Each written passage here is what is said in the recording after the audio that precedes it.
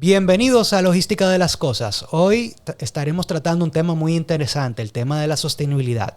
Y la profesora Edna Liliana Rodríguez está con nosotros aquí para compartir y educarnos en lo que es el tema de sostenibilidad y project management y ver cómo lo podemos llevar a la logística. Bienvenida. Muchas gracias.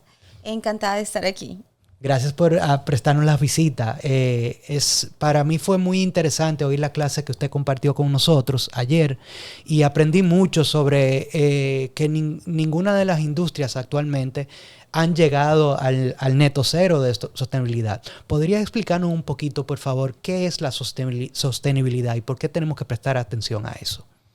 Pues básicamente tenemos dos conceptos, uno que es más holístico, más amplio, que es la sostenibilidad, que nos debe interesar a todos porque todos convivimos en un planeta que estamos agotando, que tiene obviamente afectaciones, que tiene unas dinámicas alrededor de las personas, tiene un agotamiento alrededor de los recursos naturales y tiene unas condiciones económicas que también generan mucha desigualdad, mucha inequidad, una distribución de la riqueza que no es equitativa. Y entonces en ese contexto se desarrollan los negocios. Básicamente la sostenibilidad es buscar ese neto cero, como tú lo dices, de si yo hago algo hoy, no comprometo lo del mañana.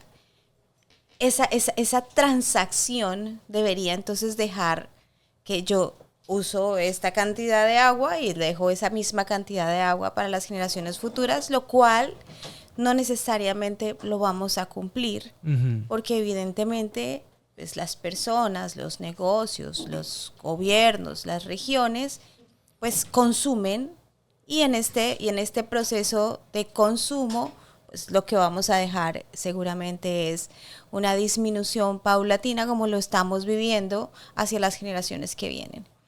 Entonces pensar en ese neto cero es parte del ejercicio que seguramente nos va a obligar a generar ciertos tipos de estrategias, ya sea de mitigar, como estamos trabajando en la mitigación del cambio climático, o algunas estrategias de compensar, donde buscaríamos no necesariamente una transacción, sino resolver problemas estando causando otros, pero con responsabilidad. O sea, finalmente todo debería ser basado en la responsabilidad.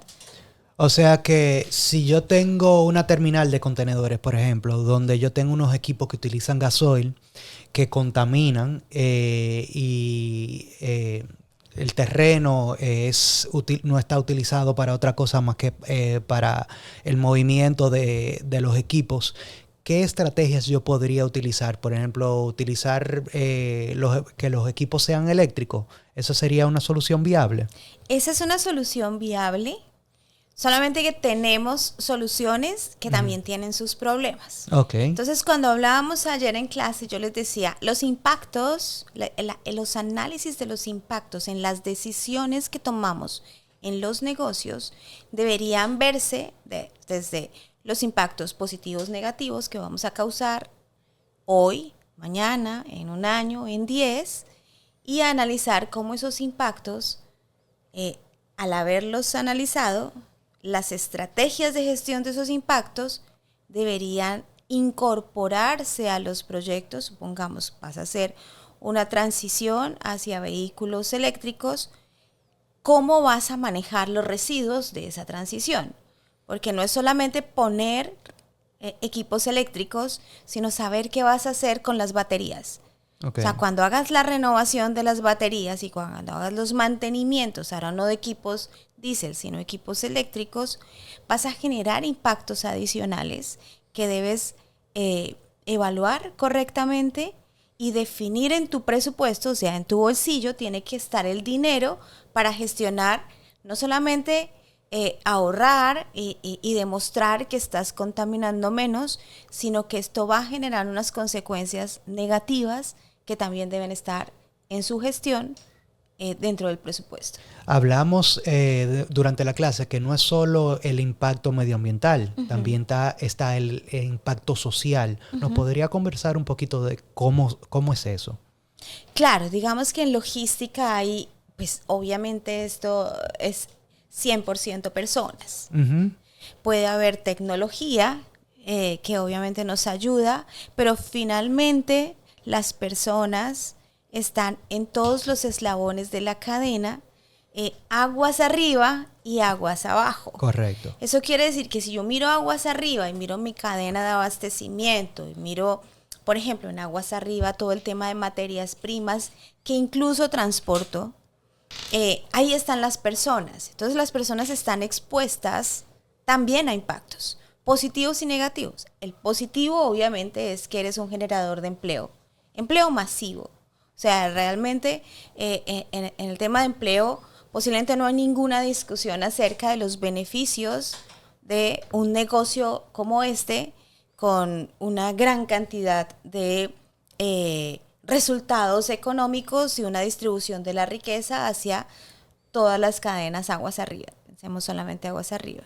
Pero también podrían existir impactos asociados a condiciones laborales que no necesariamente están en tu ámbito directo, pero podrían estar en tu ámbito indirecto. En tus eslabones hacia arriba puede ocurrir que existan condiciones que afecten la salud y la seguridad de los trabajadores, o que en tu propio negocio estés, no sé, de vecino de comunidades donde su cultura o sus tradiciones, supongamos pesqueras o supongamos agrícolas o actividades tradicionales culturales, se vean impactadas por que construiste un puerto y en ese puerto pues van a operar y se va a generar una transición hacia una cultura más de logística de puerto que agrícola, tradicional, ancestral, artesanal.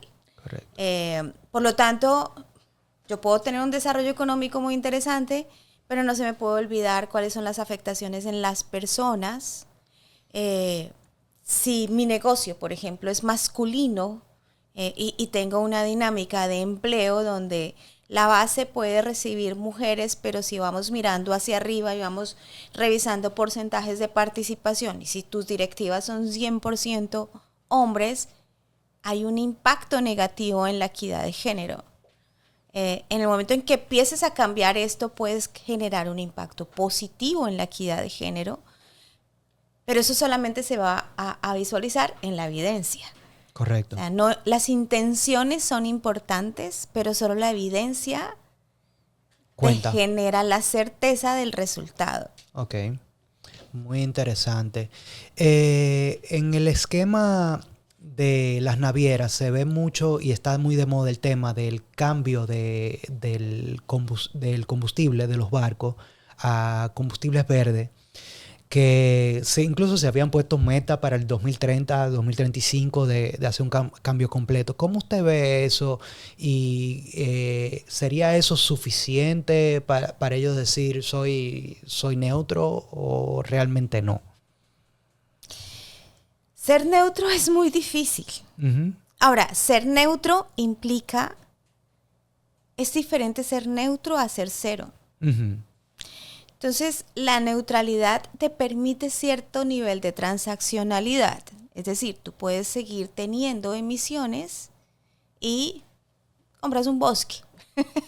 ¿Me explico? O sea, el comprar el bosque te genera una transacción en la que tú compensas tus emisiones con un bosque.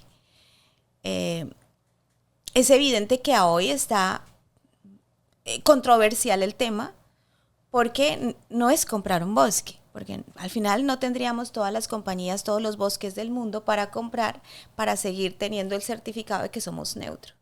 O sea, realmente las compañías deben entrar en un modelo de, obviamente, racionalidad frente al negocio, pero orientado a resolver los problemas que hemos causado, que además son problemas que hemos causado como humanidad. O sea, nuestro desarrollo económico ha sido un desarrollo basado en recursos. Correcto. Agotamiento o contaminación, ¿cierto? Entonces tenemos eso como una herencia, si lo queremos ver así. Así no sea yo, recibí un planeta o estoy en un negocio que contribuyó a esto. Correcto. Así que el solo tema de poner reducción de emisiones no necesariamente te va a ser sostenible. Y no necesariamente si las reduces basado en una compensación, realmente le vas a aportar al planeta lo que el planeta necesita para tener más oxígeno. Más todas las condiciones, como te digo, de no evaluar únicamente una situación de yo quiero ser verde y hago un reemplazo de una tecnología por otra, porque no se trata de solo un reemplazo, se trata de contribuir y resolver los problemas que ya creamos. Entonces, en la clase, por ejemplo, yo les decía, la primaria de la sostenibilidad, lo primero que deben hacer las empresas es entender sus impactos. Mientras no los entiendas, es como yo quiero resolver las cosas de mi vida y tengo ciertos problemas. Pues tengo que ir a la raíz de mis problemas y entender qué he causado y cuáles son las razones por las cuales esas decisiones las tomé. ¿Y qué cargos tengo en contra como compañía? O sea, qué está en mi debe y qué está en mi haber. Correcto. Y al final, buscar una planeación estratégica que realmente te permita visualizar el futuro en todos los aspectos de la sostenibilidad y hoy de ASG, porque los inversionistas están esperando que sus inversiones estén seguras. Correcto. En entornos donde hay una alta corrupción, como en Latinoamérica, o en entornos donde las condiciones laborales en general, Dominicana tiene el 57% de la población en condiciones de informalidad. Eso es muy alto. Correcto. Los ninis en Dominicana están como en el 30%. Eso quiere decir que y de ese 30%, el 70% de los ninis son mujeres. Es decir, hay ciertos elementos también en el entorno que hacen que tu negocio tenga ciertas presiones para mejorar. Pero el negocio puede abrir su abanico de alternativas, primero evaluándose a sí mismo, haciendo una reflexión de lo bueno, regular o malo que tenga en lo social, en lo económico, en lo ambiental, y a partir de esa reflexión, que debe ser técnica, no es romántica. O sea, llevarla del Word al Excel, como usted dijo. Llevarla del Word al Excel, o sea, esto no es romántico, esto no tiene nada de romántico. Esto obviamente tiene un tema de supervivencia como especie que somos y que nosotros mismos estamos amenazados por nosotros mismos. Pero más allá de ese sentimiento un poco de preocupación o de crisis, podemos seguir en modo de parálisis por análisis. Correcto. Entonces sigo analizando, pero no hago nada, o realmente abordo la sostenibilidad desde la estrategia y busco entender cómo este negocio seguirá siendo negocio con sostenibilidad e incluso cómo en un business case se va a volver más rentable. Entiendo. Y es posible que se vuelva más rentable. ¿Cómo? De hecho, es imposible que no se vuelva más rentable. Okay. Es decir, si buscas más eficiencias, Ya. usando menos recursos, yo les he puesto siempre un ejemplo. O sea, si yo tengo una mano de obra local que no está capacitada para tener trabajos de un skill superior, calificado, y traigo siempre mano de obra foránea, que es más costosa, ya sea porque la traigo de otro país o de otra región donde está más educada y me genera el valor que espero. O le pago a un tercero, es decir, tengo una compañía que me presta un servicio por el cual pago además un fee para que este negocio de ese tercero gane, versus una mano de obra local que podría empezar a educar y resolver problemas sociales y resolver a su vez también problemas ambientales que deben estar allí. Pero también volverla una oportunidad de negocio, porque si a lo largo del tiempo contrato esa mano de obra local que va a ser más barata, seguramente al final en mi business case, si yo lo miro a 5, 10, 15 años, estoy evidenciando que sí es negocio. ¿Cuál es el problema? Que la sostenibilidad no nos permite la inmediatez.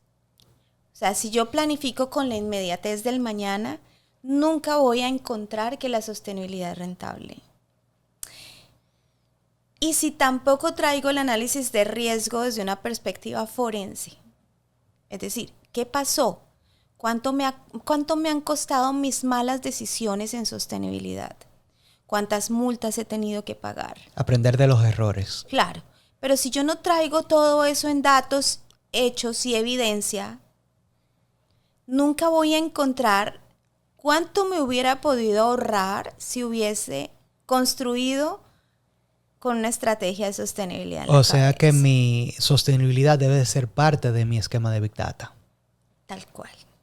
O sea, la sostenibilidad es todo. O sea, de hecho, no será sostenible si en el futuro también como compañía vas a estar vetado por sectores, por clientes que dicen, allá no, lo voy a hacer con este que me genera más certeza de que no vamos a correr un riesgo ambiental o social poniendo el dinero ahí.